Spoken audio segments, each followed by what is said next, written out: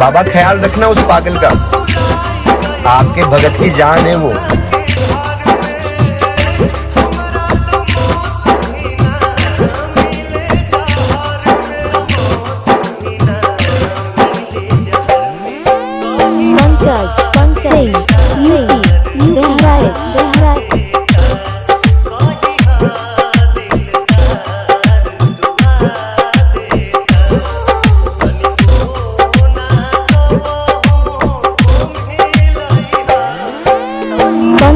Pankaj UP Bahraich.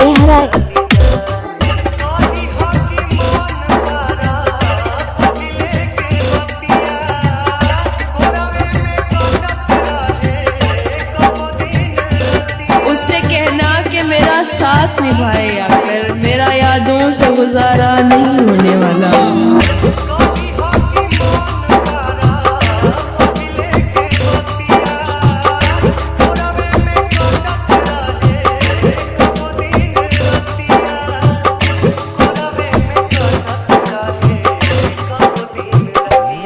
साला यही बात समझने में पूरी जिंदगी गुजर गई।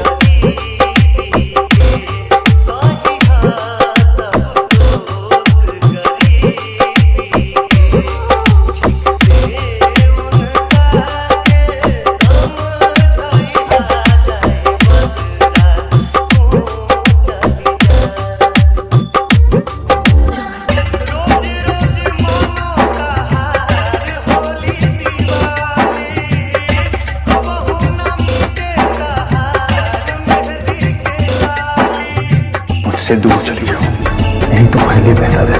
नहीं जाऊंगी तुम्हें नहीं छोड़ूंगी।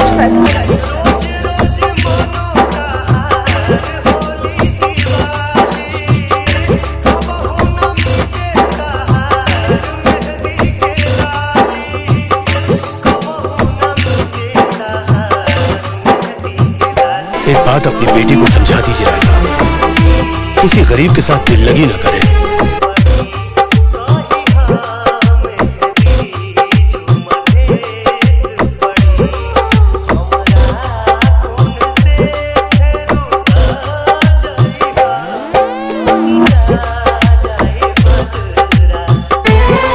एक बात अपनी बेटी को समझा दीजिए राय साहब, किसी गरीब के साथ दिल लगी न करे।